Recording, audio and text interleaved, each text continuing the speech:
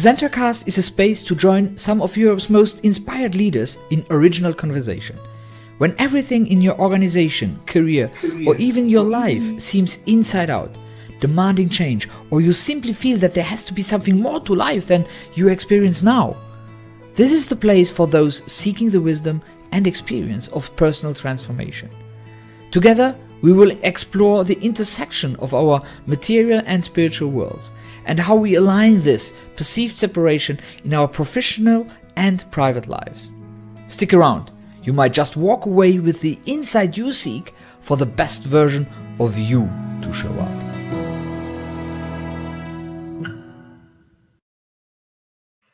Hello, dear Zentranauts. I am Marco Howen and your host on this journey for the next 60 minutes of engaging dialogue and hopefully a lot of insights for all of us.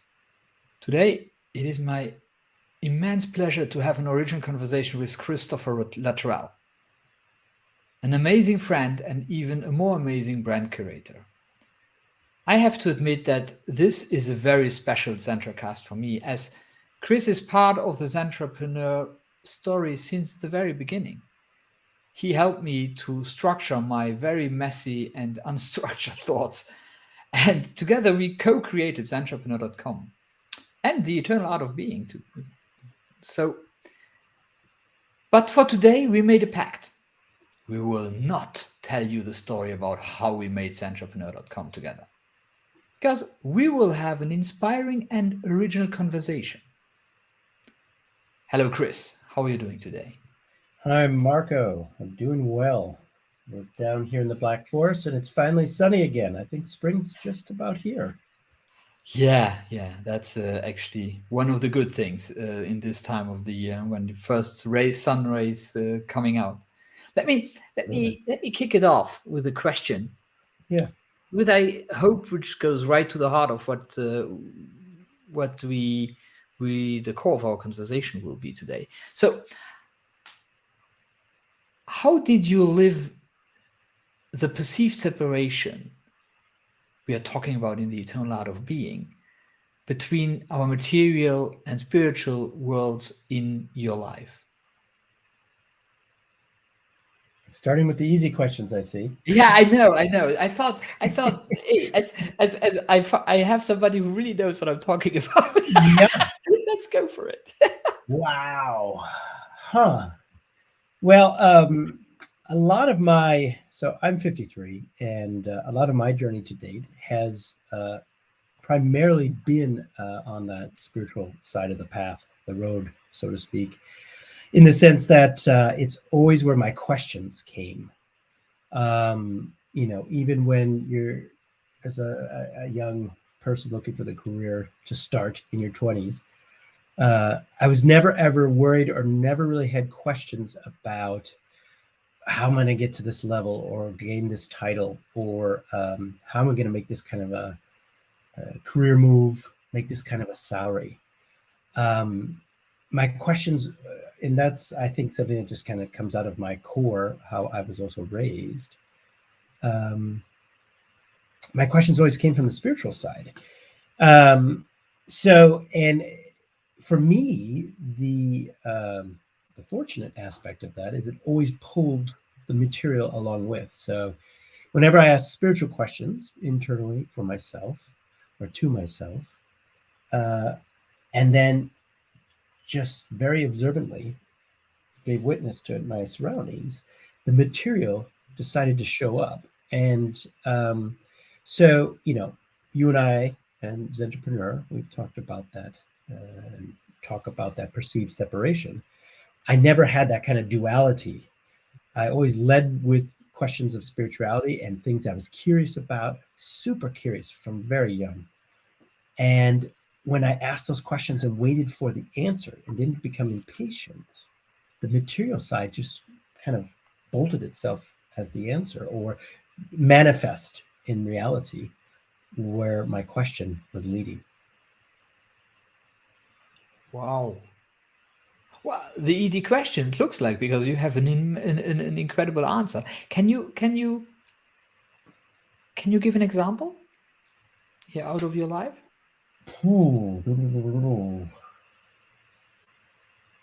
I think one of the more because the journey after was so amazing.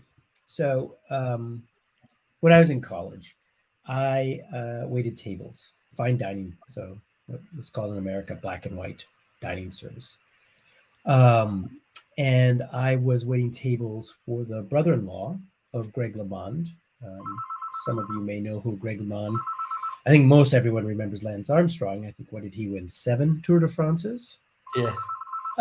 Greg LeMond was the first American to win more than one, so he won 3. Three.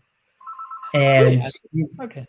yeah, and his brother-in-law was a chef in the Minneapolis area where I'm from. And I was fortunate enough to actually get a waiting table server job there. And one night there was a very high-end dinner I was aware of that was going to be had at this restaurant. It was in a 100-year-old Swedish dairy farmhouse that they turned into this 3-level restaurant called Tour de France because it was on a street called France Avenue. And I was being told that the founders of the next Starbucks were going to be sitting at my table 21. And that put a little bit of nervousness on me because I also knew that it was going to be investors. And it was a husband and wife team that was the founder of this coffee company. And for the next 4 hours, we were on a journey together where, you know, it was serving waiting tables. It's something I always told my wife and my kids is that my kids have to be a waiter or a server in a restaurant because you learn how to do everything. Think on your feet, you know, improvise, adapt to uncomfortable confrontation sometimes. Usually it's quite amiable and people just have a great time, but you can really blow it if these types of high-end meetings, high pressure cookers take off. Anyways, this amazing dinner, you know, 5-6 courses, 4 hours long. After the dinner, the wife of the husband and wife coffee company founder team came to me and said, and gave me an extra tip on top of the tip she already gave me. She said, that was the most amazing experience I've ever had in my life. You're very attentive and very observant on what we needed to have tonight. Thank you for taking us on this journey. And so, you know, we had all these material factors going into this, me just being their server for a few hours. But there were so many different aspects of that evening because I got, she saw through the whole meal and her husband.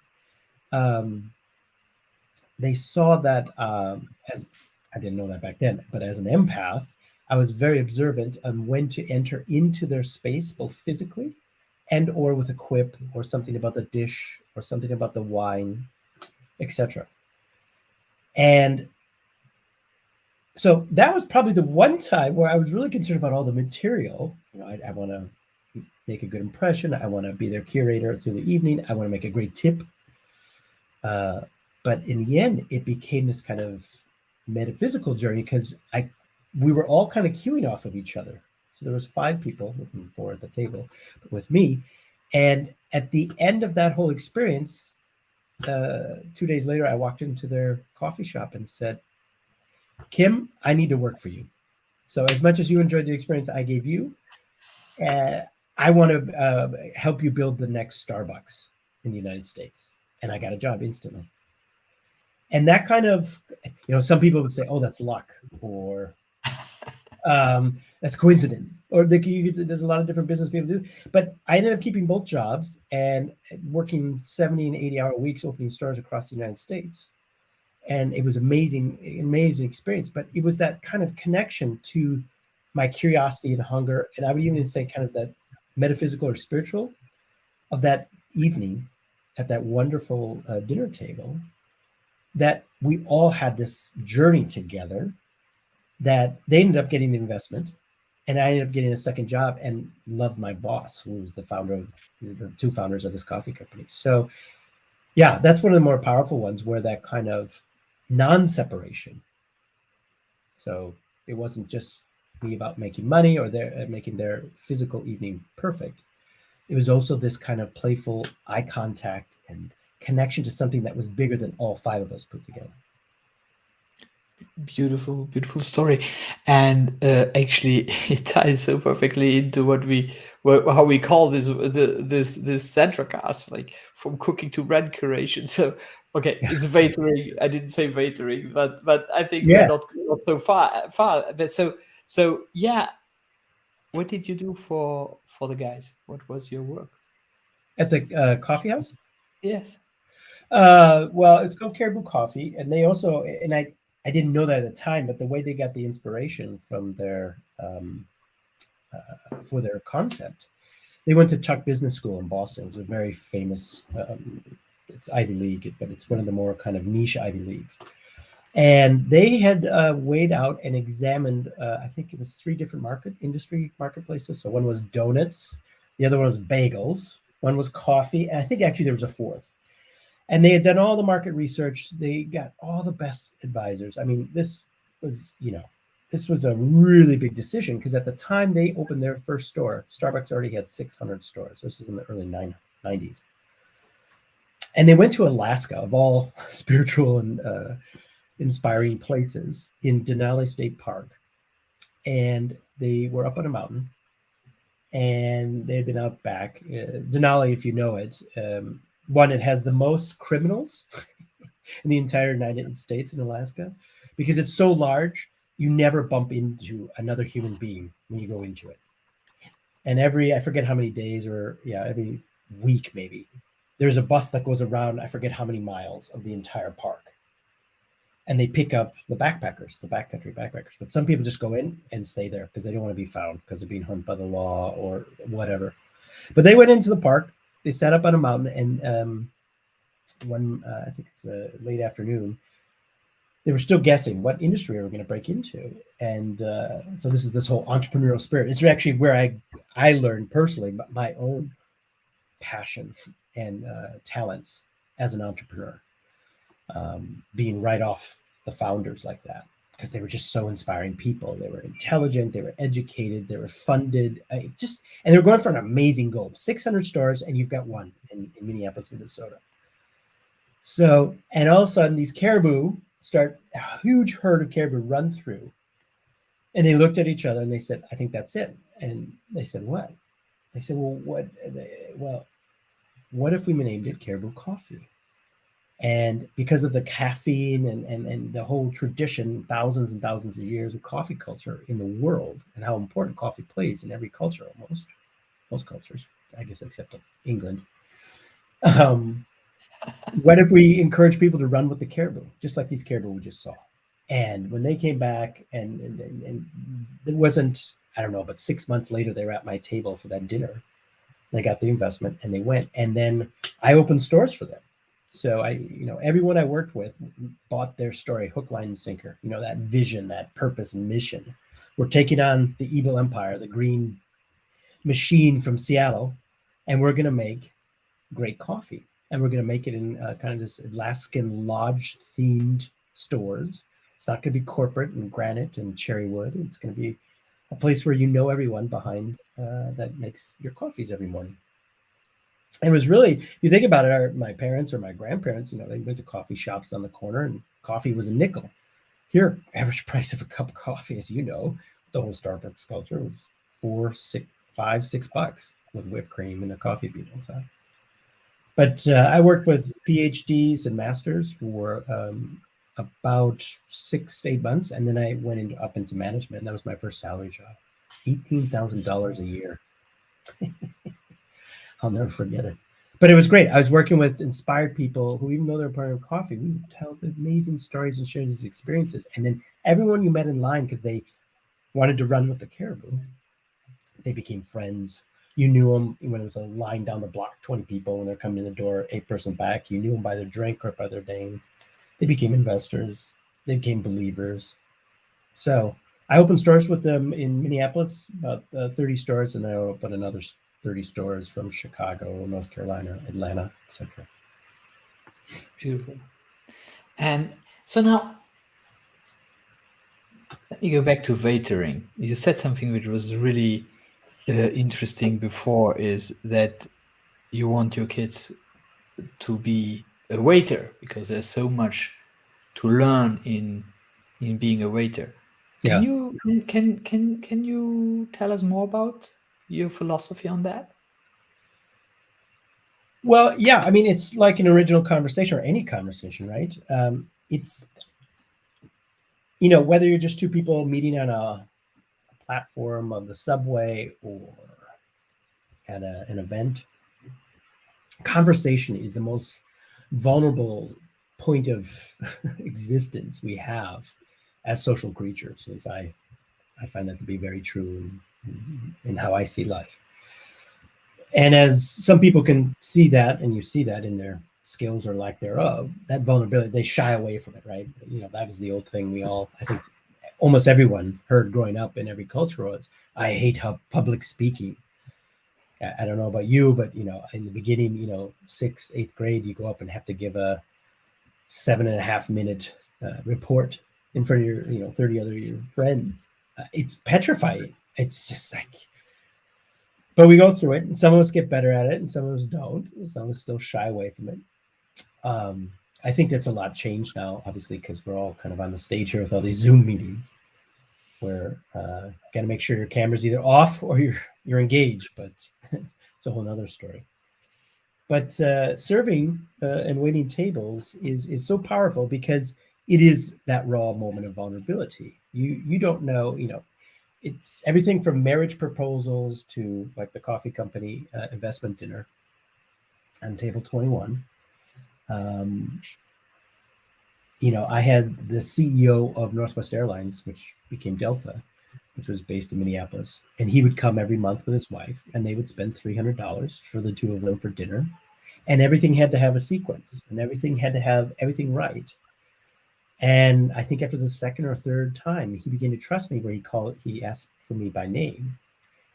And then he would start engaging me as the CEO of this gigantic airline in conversation, because not that he ran out of things to say with his lovely wife that he loved, but it's that whole art of conversation, right? It's that giving something, exposing something that is truly who you are, maybe having a little bit of a firewall, because obviously you don't want to talk about totally personal things or anything about the airline that could be perceived as a threat or damaging him.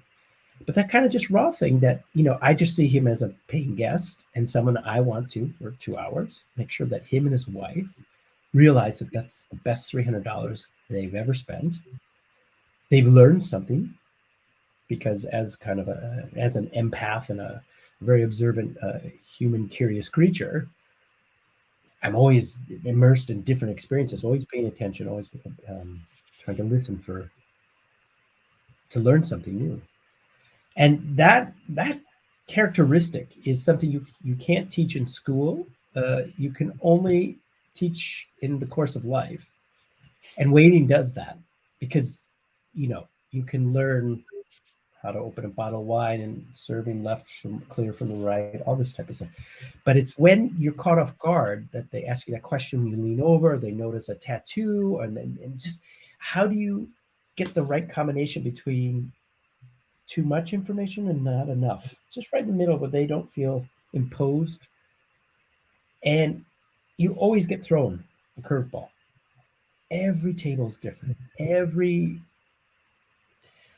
admiration between the people at the table or conflict gets projected onto you. And sometimes you're the psychologist. Sometimes you're the mediator. Sometimes you're the comedian. So you are forced to learn with variables you have no idea what are going to be thrown at you, and can be changed. It can change on the moment.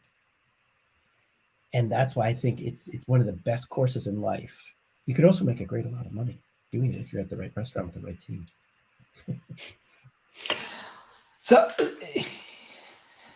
I love it. I it's really interesting how you put into perspective the fact that life always throws us curveballs, and the learning you do on in being a waiter. So I think it's really interesting. And from my perspective, I can join into what you said, because for me, being a waiter and having been waiter in my life, it was a very gratifying experience. I always felt it was first. I think it's beautiful to serve people. Yes, It's totally. beautiful to just be there for them. Yeah, And then it's beautiful how, as you say, how they can open up, how you can have conversations. And maybe something which you said, it's difficult to find the balance, how much to say, when, and so on. And I think that's where authenticity comes in. If yeah, if we are if we if we are if we are totally authentic, and this authenticity is to serve, yeah, we'll always do it right. There is no wrong, in a sense. We can make. Even, let's just imagine you have a really, let's say, a less friendly guest who will freak out because you asked twice for wine. Well, maybe that was the lesson he had to get. right.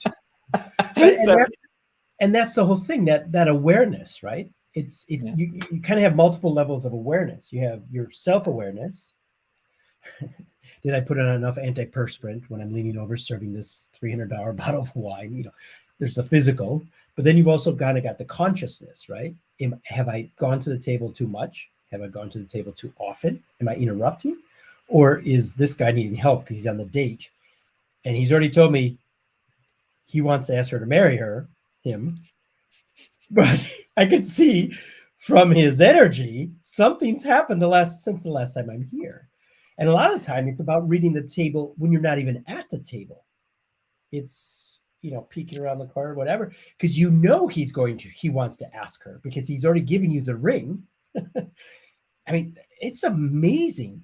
So it is that self-awareness. It's definitely about service, because service is about patience. Service is about observation, giving witness. It's also about compassion. If you see that he's sweating, or you can see that he's laughing, or you can see that they're holding each other's hands. However, it's about all those things. So that self-awareness and that compassion, and then the ability to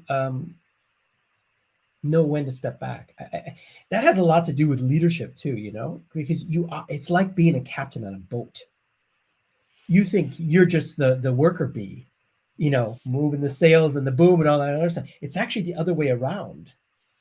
You're doing all those things, but you're leading them because you know what their destination is to a certain degree. And if you're attentive, you can really help them get there either faster or with more ease and calm. It's really powerful. I think everyone should be a server. yeah. I Dirty. think I think everybody should, in his life, should make his hands dirty once and waiter once, like being Yeah, a mechanic or being a farmer, so that the hands are not every evening nice. And I think it's a very well, at least for me, both were very marking uh, experiences in my life, yeah, very clearly. Um, the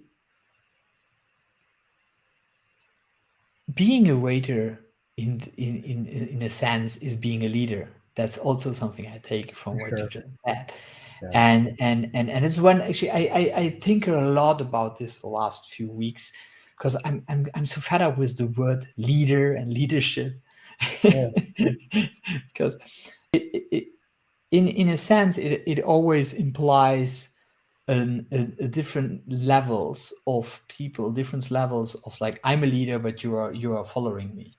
And even so, we talk about, and we have the Simon Sinek's of this world who tell us we're all a leader and so on. Well, I would love to find another word well, which, yeah, which encompasses just what it really is, because it is not about leading. It is about compassion. It is about love. It is about understanding. It's about empathy. So these words, we always say a leader today has to be all the things I just said, but maybe we should call him just differently. So I don't know. Maybe just call him human being. guide is good. Guide is good. I find a source of inspiration. Like if I think in the Yeah. context of a table that's going south, right? It's usually twosomes. You don't, you get foursomes that go weird, where you come up on the table and you go, okay, the energy just moved since last I was here. I know the bottle of wine's empty. I'll get you that. But that's why it is so important for me that dojo, because it is kind of like this energy dojo, right? You feel it right from the beginning. What is their mood? You feel, you can read the best waiters, right? You can read the individual. Okay, here's, you know, the protagonist. Here's the you know, the antagonist. You can read if they're both like in harmony, right? Positive. And then there's usually if they invite you in, then you get this new dynamic, and it almost becomes a new playground. But guide or source of inspiration, because, you know, you often get questions like they'll see that tattoo, or they'll notice whatever, the watch you're wearing or something, a piece of jewelry, and they're just looking for a little something to keep it moving, because it's the first date. It's the whatever. It's the date where she's going to say, I don't think we should see each other anymore. I'm not interested. But they invite you in, and then getting that right, that is about leadership, right? In a way, it's a guide. In a way, it's a source of source of inspiration. But in another way, it's like, do you know something, or can you see something where you can lead us to somewhere? Because we're kind of stuck here. We kind of lost the conversation. Our energy is low ebb all of a sudden. And especially for people who are not conversationalists, right? There's a difference between a conversationalist, because it has a lot to do with listening, versus someone who can talk. It's usually a talker, just wants to talk about themselves. And you can see it in the other person that's listening going, oh, dear God, I wish they would shut up. Yeah, it's a huge talent. It teaches you so many things. I wish it all did. So I understand that being a waiter and having waited was defining for you in your life. Absolutely. What other stages were defining for you in your life? Yeah, so I've always, my position is, or I'll call it this way, my skill set, my grab bag has always been one of catalyst. So I've never been a founder. I've tried to start one company with two other partners, but I've never been successful where I've launched something, founded it, launched it, and then ran it. Because my energy is kind of, to a certain degree, it's backstage, it's empath, it's listening, it's giving witness, and then turning that around to the founder in a form of, let's just call it a ball of energy, and catalyzing what they told me they want to achieve. And so I've always been one-off the founder or the CEO. And that has really, even with the coffee example and the waiting table example, I've always been one-off the guy, because I don't really have an off button.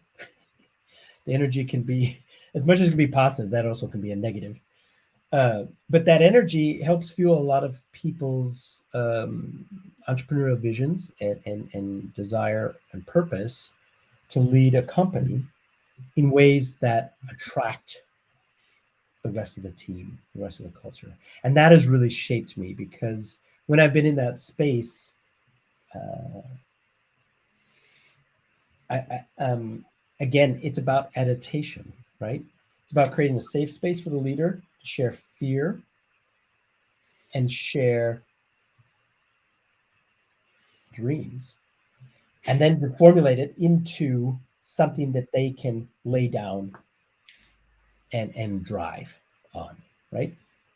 And I love that space. That is really, and it's kind of, you know, to a large degree, what we've also done here is this notion of kind of a sounding board, a sparring arena, where it's a safe space. It allows people to really tell the strongest fear and the biggest dream, and then holding that back to them and saying, this is what I heard, but this is what I think you could achieve.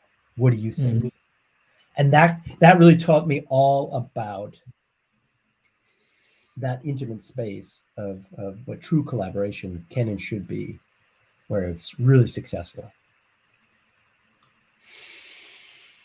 Yeah, I see this power of inspiring, as we both know. Uh, that's the word we love when it comes to entrepreneurship. And yeah, maybe inspirator is the word for the Mm, new leader. I don't know, but now let's stop there, because otherwise we will drift on into a brainstorming for Zentrapreneur, which we do since 1.5 year, yeah. weekly, but sometimes daily. So, but let me so that people understand the process. I always prepare, in a sense, for this ZentraCasts in asking questions up front, which allows me then to not ask the obvious question, but the question behind, which which allows us to go deeper. Now, when I asked you how you handle setbacks in your life, you answered by making space for reflection. And I'm really intrigued. Can you tell us more about how that looks like? Yeah, it's one of those paradoxes in life, right? It's like the cobbler's kids never have shoes. And so when you're so busy helping others reflect, founders, entrepreneurs, CEOs, um, you're kind of so full of their ideas, dreams, and energy, you either miss one of two things. You miss your own fears until they catch up with you, or they culminate into, yeah, kind of a tripping point, you know, where you have to go, okay, I need to make sure I'm fully charged, my battery, my energy, because I just have experienced a setback. One of the things is with a highly energetic, communicative, brand catalyst, people person like me, when that happens, it takes the shape of I go quiet, and that's then for sure. I can't ignore. All right, It, Chris, it's time to reflect. so is Oh, that creating the space? Can it going quiet, or is there another process which you can share? oh, what was the first part of the question? Is Is that is is this going quiet? Is that creating the space, or is that the trigger for a process? it's both because going quiet, what essentially happens almost metaphysically within myself, uh, be hard to explain, but it's like a door opens, and instead of the light where I am, where I have been, where I've been operating, the light casts me into a dark room. It's like a dark room, but the light, there's uh, it's like a black hole, kind of a light coming into my space that says it's time to come uh, listen to the silence, right? Just you need to stop things. And it does one of two things. One, it helps me re-identify the source of my energy and my superpowers. But the second, more important thing, it allows me through the silence in that room, um,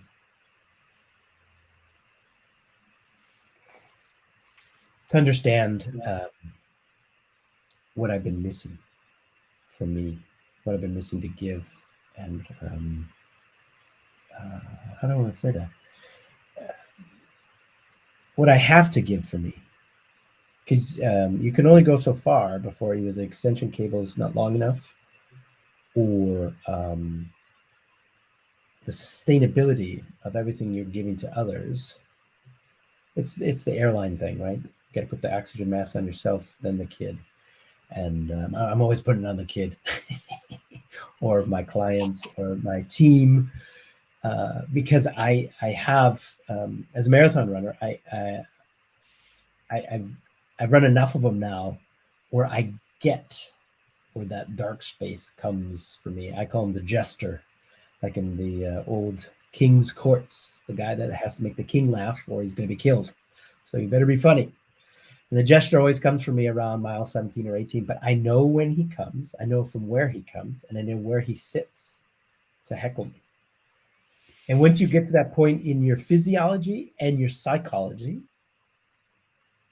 and you can master both the limitations what you were brought up to say, that's enough.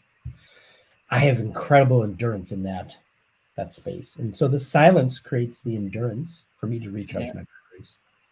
This is fascinating. So it's like actually my second ZentraCast guest, who is a big marathon runner and who uses it as metaphor, which I think is totally understandable because of the gesture. He talks a lot about the gesture, Pierre Van Beek, which I talked about a few months ago. He talks also about, well, he doesn't call it a gesture, but tell me about the gesture. Oh, he's sly. He's a sly little stinker. Yeah, he's if you think about a court jester, right? He's very regality. Yeah, he's got that hat with the bells on it. By the way, I live in an area in southwest Germany. The most European kingdoms, fiefdoms, were coming out of this area.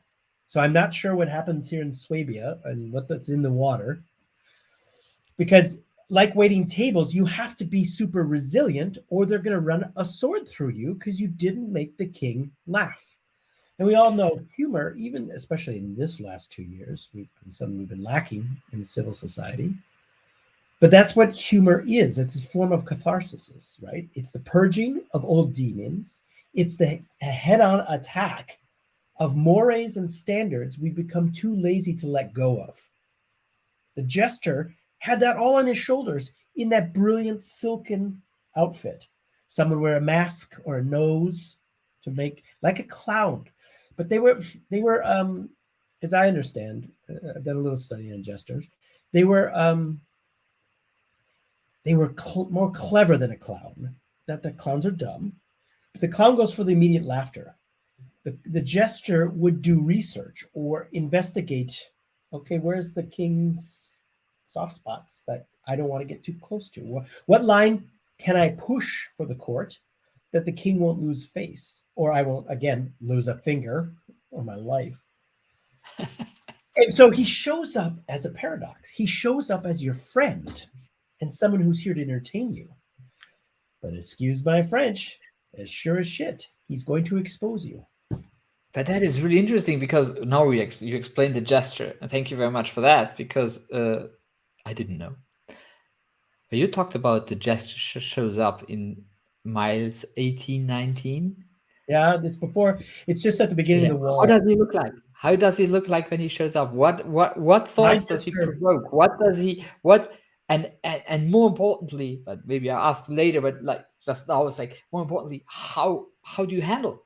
Because there are days maybe you stop running, there are days you go on. What happens? He shows up. My jester is not as pristine and elegant with the silken fine clothes. He's a little more. By 18, 19, maybe they're not anymore. Well, he should. He's been sitting somewhere eating bonbons, and I've been sweating my ass off for 16, 17 miles just to get to this point, which is really the whole part of the marathon. Is right when you come in, wherever your wall starts. It's usually between 16 and 18, and usually lasts about 22 or 23 miles. Mine is a little more decrepit, so his clothes are not as pristine. He does have a crooked, kind of crooked nose, maybe even a wart and a hair. He's a little more like Gollum, yeah, my precious, yeah. He doesn't come up as deceitful. I know he's wicked. I know he's there to call me. So he tells you, stop running anyhow. This is totally that's the first part.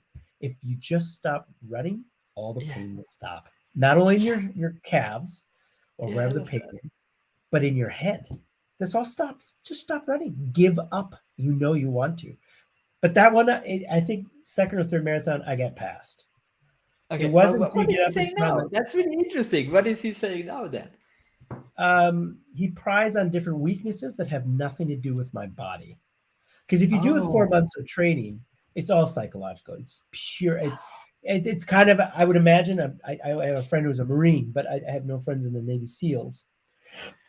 But I would imagine it's kind of that kind of stuff, right?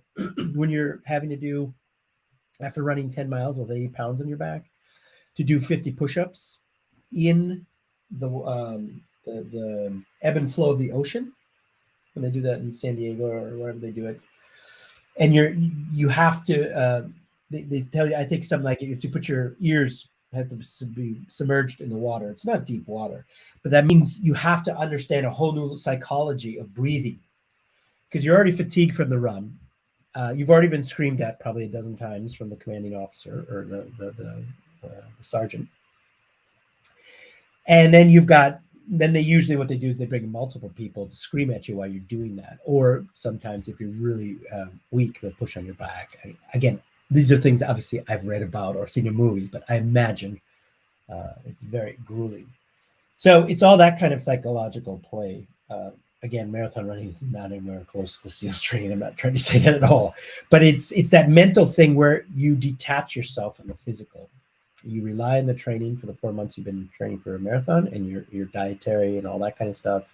How many times you've already gone to the bathroom by 18. That also plays a lot of psychological stuff. But then it's pure warfare. It's psychological warfare. And he prides on nothing you can. Every time it's new, he'll talk about a relationship thing you've been really deep-seated struggling with your mother or your wife. And it's not on the nose. It's like unraveling a big wool sweater by just pulling the thread. And it's really interesting. And the problem is, I got to share this, you have no one else at that point. You usually are distance between people. So you can't talk to anyone. It's just you and the gesture. It's just like, I've got you for the next 4 miles. Are you kidding me? You just have to get past 23, and then he gives up. If you make it to 23, 24, he gives up and he goes away. It's fascinating. And so when he pulls the string, like, which has nothing to do with what you're doing now, nope. What does that provoke in you, either as emotion or as thoughts? Two things. And you've had this discussion, I don't have any need for the concept or the word. But one, and I have, can get angry. The other is to understand that it's a game. And the one thing you have to understand, again, between the physical and the psychological, is where you're stronger, is to change the rules. So let him keep talking and respond like, one would be being self-inflicted pain of running a marathon and whatever the pain is in your body. But constantly realizing you need to just figure out what the game, where he wants to take the game, how he thinks he's going to win the game, and then start slowly. Every time you respond to him in your head, sometimes I'll even talk to him out loud just to get out of my head, which when you are next to someone can freak them out. But is to just start slowly changing the rules. Not asking him questions back, because he sees that coming. The jester is very crafty. It's really interesting. Where does the jester show up in your life outside of marathon? As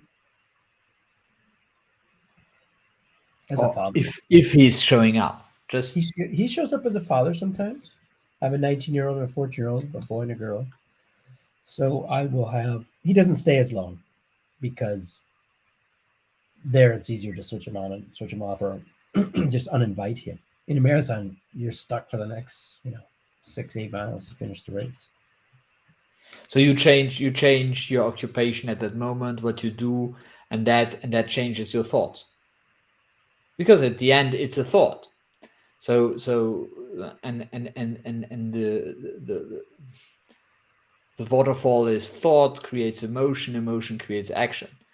And so to bring this to the point, and why I'm dwelling or going down to that is because at the end I said it's a thought, and this thought can provoke different emotions, and at the end it's what we want to handle is the emotion, because we don't want to get dragged into that like as a marathon runner, I could imagine. So I'm not running marathons, but I could imagine that it is like the thoughts which can, like, oh yeah, anyhow, what the heck am I doing here? I already did 5 marathons. Why do I have to finish this one? Blah blah blah.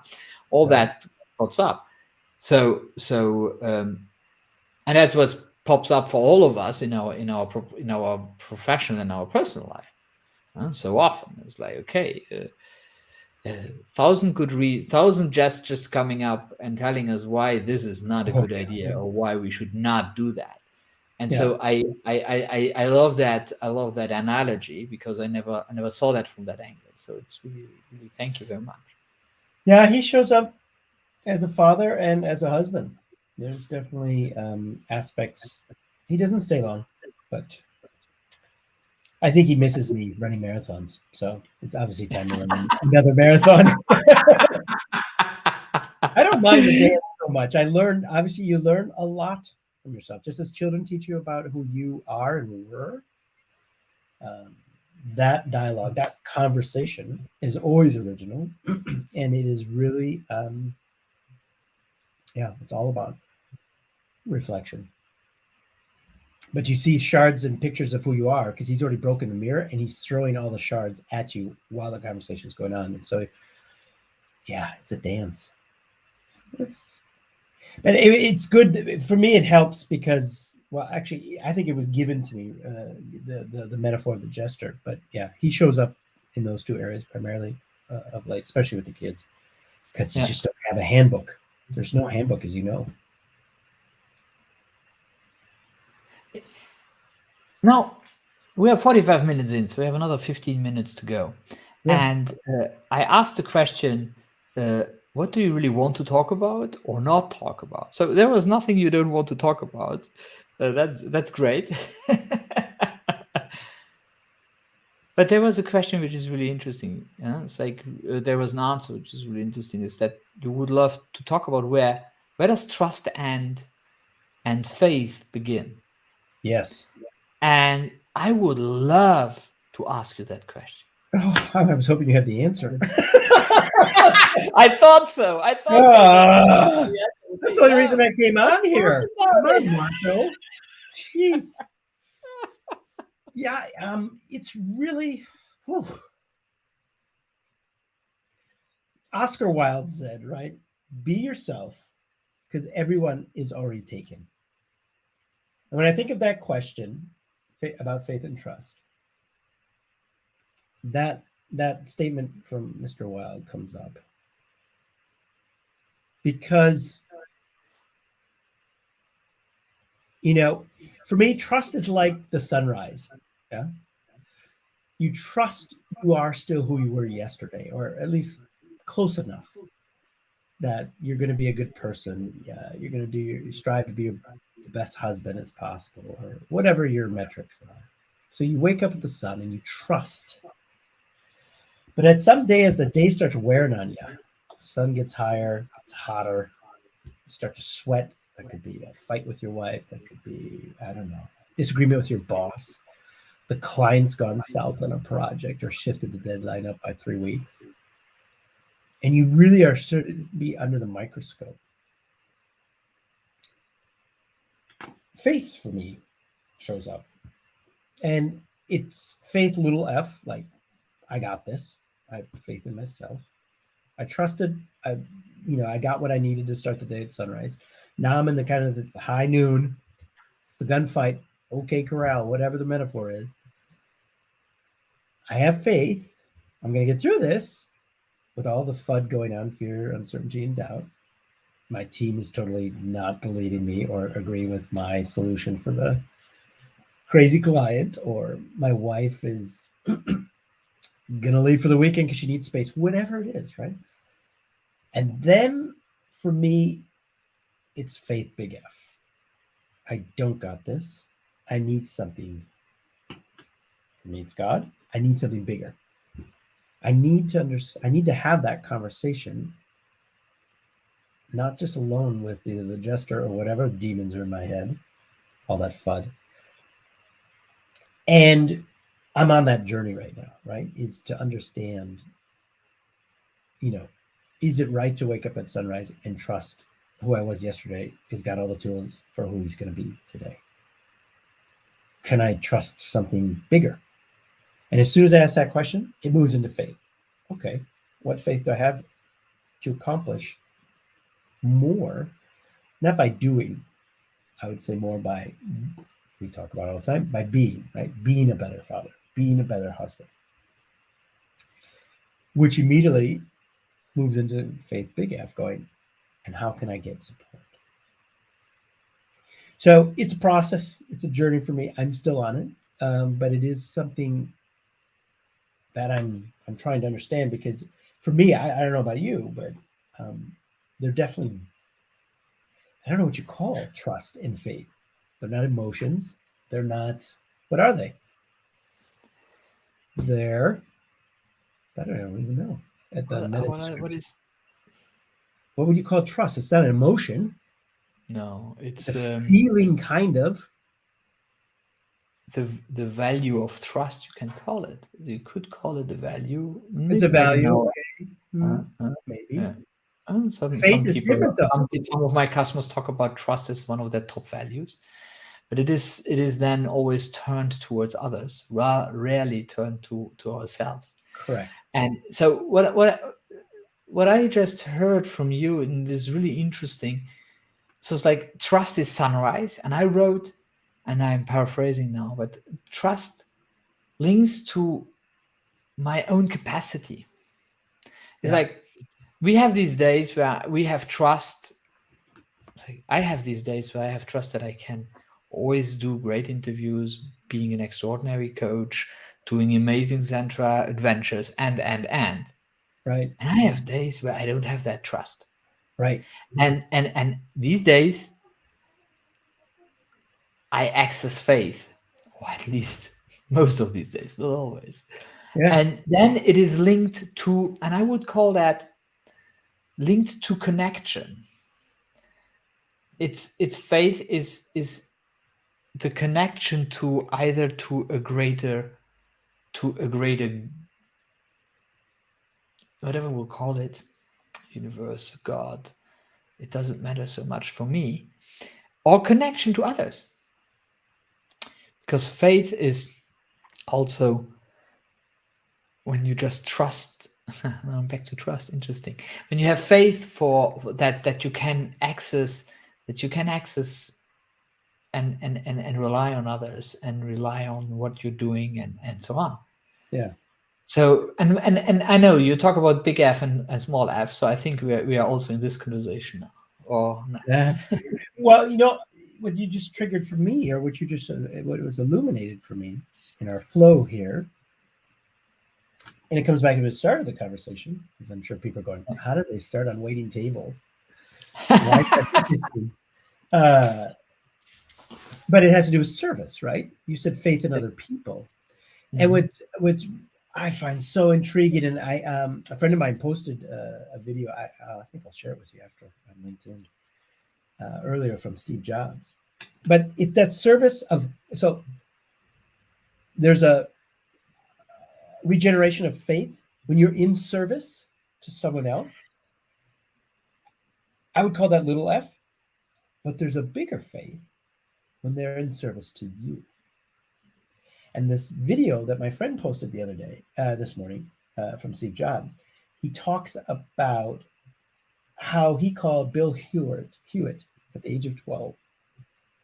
Yeah. Because he needed some parts. I forget the name of and he said it, and Bill Hewitt was in the phone book in Palo Alto still. Yeah. And he answered the phone. So he called, he said, this is Steve Jobs. I'm 12 years old. I'm at this high school, and I'm trying to build this, some flux capacitor. I forget what he called it. And then he said, do you have any spare parts? He said, sure.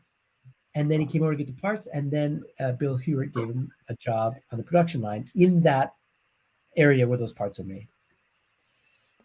And he talks about being in service.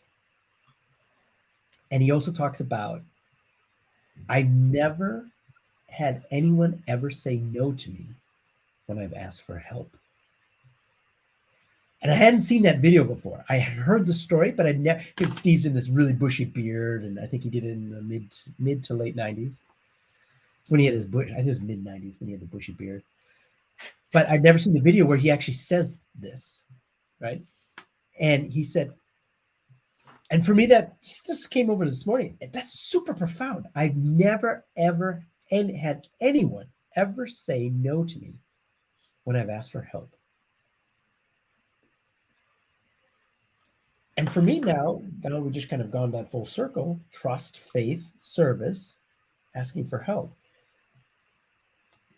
That's for me now. I just thank you. I just had an original conversation with you on that. That's really, I didn't know why that video showed up for me today.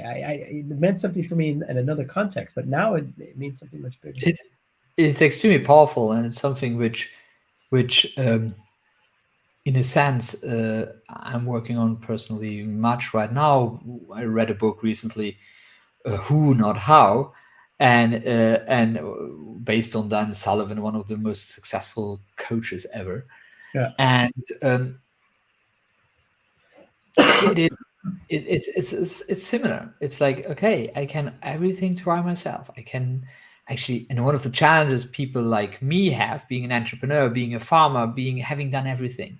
Yeah. Like even having done accounting, which I don't like, but having done it, it's like when you can do everything, well, then you're not asking somebody because you can do it. Yeah. It's like, why should I ask somebody? It's like the picture just and trailer, I did it myself. Why did I do that myself at the beginning? Why do I this kind of stuff myself? It makes absolutely no sense. So asking for help doesn't necessarily mean that you ask everybody to do everything for free for you, but asking for help and being honest and vulnerable and saying, hey guys, I might be able to do that, but just, can you do that? You are faster, better, and more efficient, and most likely I will be so much happier with the result at the end than if I do it myself. And I think that's a quality which is not, it's not innate. In opposite, it's something we get teached to the how. Right. So funny that I had the How Institute and How coaching before. It's like there's some evolution in my life because I'm not talking so much about it anymore. Well, exactly. Now we're back to who, right? And that was for me, John at the coffee company, the married couple founders. Yes. He would always ask, he wouldn't command, right? We always think leaders command. We see George Patton, in World War II or whatever your command is, right? And that's what leaders do. They stand up on that mount and they point and they've got the flag and we're going there and blah, blah, blah. The best leaders, and John was the first, like from the assessment you had me take way back when, the 7 levels of energy leadership assessment, he was the first leader. I didn't know what that was. I don't even know if it goes that far back. This was in 92.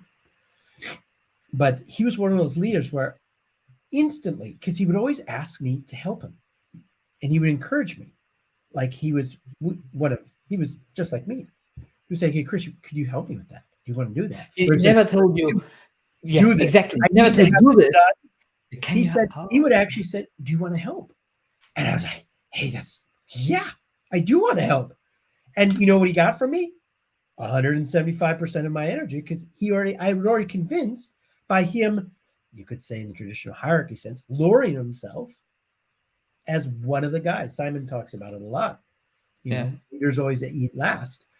But that was a trick that it was in his innate or authentic self, or he had trained himself. The best way to lead is ask people for help. Do you want to join me? It's not, we need to do this, who's with me? And, it can be that, but the best leader. Well, history shows it works. I don't know if it is the most up until a point. It's not sustainable. Exactly. Sustainability. It's the one who gathers are the ones who create sustainably, the ones who lead with force or with incredible words. These are the ones in history we most talk about as having had one really, really very decisive bad battle they lost. Yeah. Talking about a lot of people in history about that. But think about that. One of the, in my life, but for a lot of people, one of the more profound leaders of the entire human race. He didn't command, he invited, right? Follow me. That's what it takes to get people already energized, to bring their full capacity plus then some, because you've already, whatever you want to say, stooped down to their level, or you've already energized them in a way that was unexpected. It wasn't a command, it's invitation. Do you want to help me? John was really, for me, he will always be my fundamental super uber level 7 leader, the Caribou Coffee guy, because he would always ask in the context of help. You want to help? So on that note, we are past the hour. On that note, I would say I want to thank you so much that you helped me to create an amazing original conversation today. And I hope that the listeners who listen today and watch today, and the ones who will listen and watch in the next on Spotify and all the other channels, they will be inspired and ask themselves how in the future they can use their stories about waiters and put them in their life and set them and use it as a metaphor for their success, their fulfillment. Thank you so much, Chris. That was an amazing conversation.